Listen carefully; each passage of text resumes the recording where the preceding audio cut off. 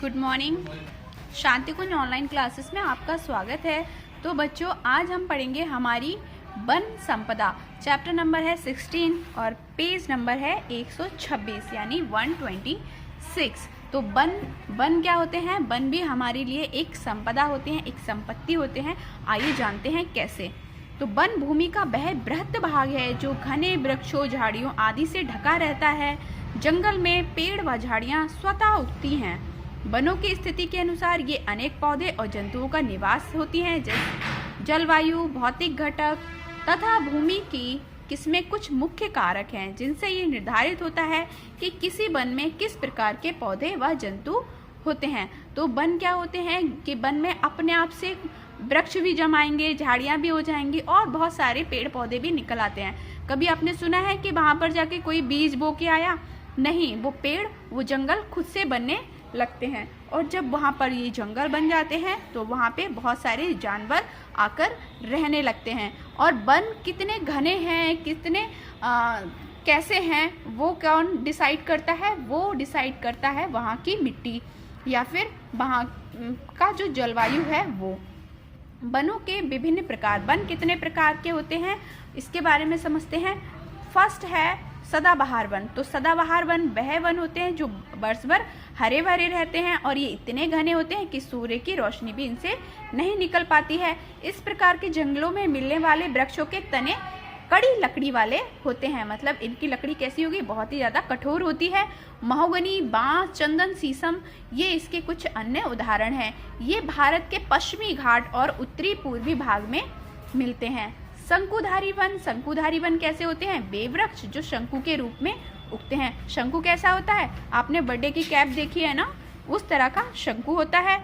तो शंकुधारी वन कहलाते हैं। तथा जिस वन में इस प्रकार के वृक्ष अधिक उगते हैं शंकुधारी वन कहलाता है। शंकुधारी वृक्ष की लकड़ी मुलायम होती है तथा घरों एवं फर्नीचर या साज सज्जा के जो सामान होते हैं उनमें इस्तेमाल की जाती है।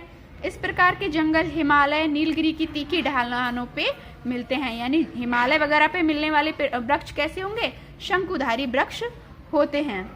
पर्णपाती वन। पर्णपाती वन कौन से होते हैं?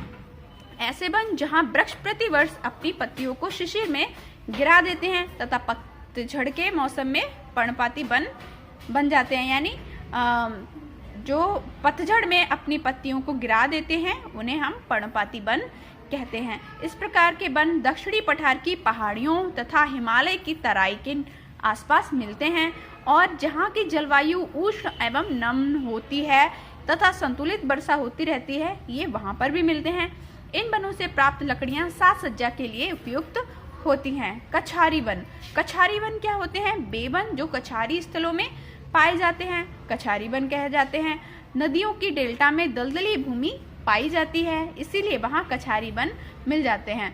यानी जहाँ पर नदियाँ होती हैं और वो डेल्टा क्या होता है कि जहाँ बहुत सारी मिट्टी इकट्ठी होती रहती है और वो दलदली भूमि बन जाती है, तो वहाँ पर किस तरह के वन मिलेंगे? कछारी वन मिलेंगे।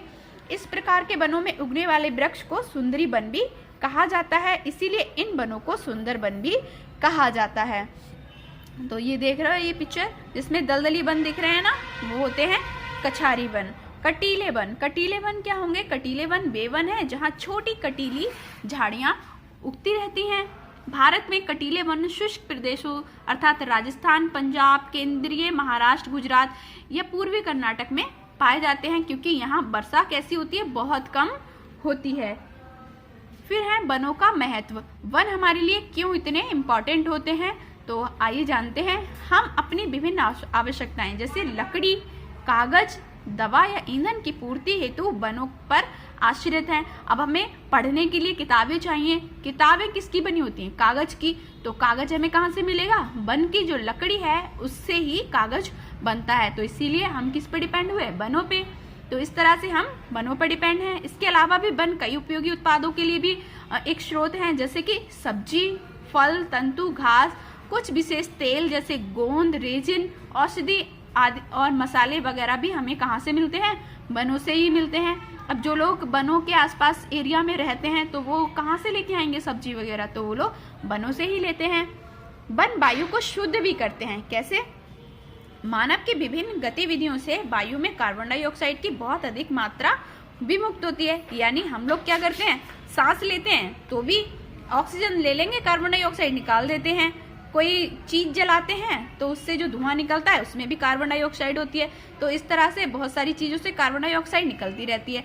अब हरे पौधे में क्या होता है, प्रकाश संश्लेषण की प्रक्रिया, वो क्या करेंगे, कार्बन डाइऑक्साइड ले लेते हैं और ऑक्सीजन छोड़ देते हैं। एकमात्र प्राकृतिक प्रक्रिया है जो हवा को शुद्ध करती है, यानी फोटोसिंथेसिस एक ऐसी प्रक्रिया है, यानी प्रकाश संश्लेषण, जो क्या करती है, हमारी हवा को शुद्ध कर देती है। और ये कौन करते हैं, ये पेड़ पौधे ही करते हैं। इसीलिए हरे पौधे एवं वृक्षों की को शुद्धिकरण, वायु की शुद्धिकरण की बड़ी फैक्ट्री के रूप में हम किसे जानते हैं, वृक्षों को ही जानते हैं। वन हवा को भी शुद्ध करने में मदद करते हैं। फिर है वन जलवायु को संचालित करते हैं।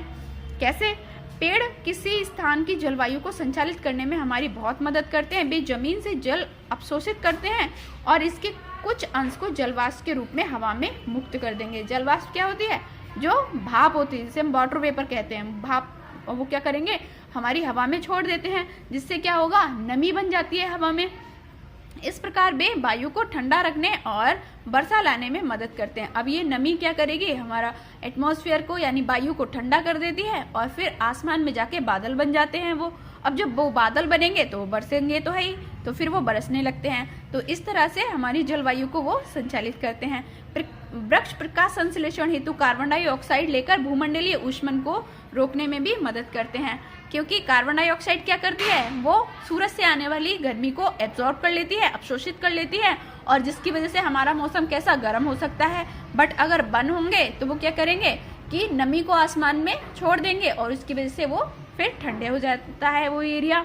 वन आश्रय प्रदान भी करता है। अच्छा, क्या होता है, कुछ जानवर ऐसे होते हैं जो अगर हमारे ओपन एरिया जहां हम रह रहे हैं, अगर यहाँ पे भालू आ जाए, क्या हम रुक पाएंगे, नहीं ना। तो उनके लिए भी एक घर चाहिए, तो वो घर का क्या होता है, उनका वन होता है। तो बच्चों, वन में कौन कौन रहते हैं, जो बहुत सारे वाइल्ड एनिमल्स होते हैं वो वनों में ही रहते हैं, वो उनका घर होता है। फिर है वन भूमि अपरदन को रोकते हैं। भूमि अपरदन को वो कैसे रोकते हैं, वन भूमि अपरदन या मिट्टी कटाव को रोकते हैं, क्योंकि पेड़ों की जड़ें मिट्टी को जकड़ कर रखती हैं। अब उसे जल द्वारा बहने या पवन द्वारा उड़ाने से वो रोक लेंगी। कैसे, जब लू चलती है, बहुत तेज हवाएं चलती हैं, तो वो क्या करती हैं, वो मिट्टी को उड़ा सकती हैं। बट वन क्या करते हैं, वन मिट्टी को अपने जड़ों से जकड़ के रखते हैं। तो जब वो उसमें जकड़ी रहेंगी तो चाहे कितनी भी बारिश हो, मिट्टी बह ही नहीं पाएगी, क्योंकि उसे तो जड़ों ने जकड़ रखा है। तो इस तरह से हमारे मिट्टी को बहने से हम रोक सकते हैं। वन बाढ़ को नियंत्रित करते हैं। वन जल को जड़ों में थामकर बाढ़ को नियंत्रित करते हैं। इसके अलावा ये जल की प्रबल धारा में आड़े आकर उसकी गति को मंद कर देते हैं। अब होता क्या है, जब बहुत ज़्यादा बारिश होती है तब बाढ़, जो नदियाँ होती हैं वो ओवरफ्लो होने लगती हैं, यानी नदियों से पानी ऊपर निकलने लगता है। अब क्या होगा, बाढ़ आ जाएगी। अब वनों से वो जो नदियों से तो पानी बहुत तेज बहते हुए आ रहा है, लेकिन वन क्या करेंगे, क्योंकि वो मिट्टी से जकड़े हुए हैं और जैसे ही बहुत तेज आता है वन उनसे टक्कर मार के उन्हें हल्का कर देते हैं। जब उनकी स्पीड धीमी हो जाएगी, इस तरह से जो बाढ़ का पानी है वो फिर से वापस चला जाता है और इस तरह से वन क्या करेंगे, बाढ़ को कंट्रोल करते हैं। तो बच्चों, अब आपको होमवर्क में क्या करना है, आपको होमवर्क में पहला प्रश्न देखो क्या है, किस प्रकार के वन को कछारी वन कहा जाता है, दूसरा नाम क्या है जिससे इन वनों को संबोधित किया जाता है, ऐसा क्यों कहा जाता है। तो पहले का आंसर लिखोगे, पहले का आंसर आप यहाँ से कछारी वन टॉपिक है 126 पेज नंबर पे, और सुंदरी वन भी कहा जाता है तक लिखोगे। इसमें 3 प्रश्न है, तीनों एक ही लाइंस में, इन्हीं लाइंस में आपको मिल जाएंगे। अगला प्रश्न है, किसी स्थान की जलवायु को संचालित करने में वन की भूमिका। तो दूसरे का आंसर पेज नंबर 127 पे, वन जलवायु को संचालित करते हैं। इसमें आपको यहाँ से लिखना है, पेड़ किसी स्थान की जलवायु से लेकर रोकने में मदद करते हैं तक। थर्ड प्रश्न है, क्या वन भूमि अपरदन को रोक सकते हैं और कैसे। तो थर्ड का आंसर भी उसी के नीचे है, आपको यहाँ से लिखना है, वन भूमि अपरदन से लेकर रोकने में मदद करते हैं। तो बच्चों, इतना आपको होमवर्क कंप्लीट करके लेके आना है। नेक्स्ट क्लास में हम फिर मिलते हैं, इसको कंप्लीट करेंगे। तब तक के लिए बाय बाय।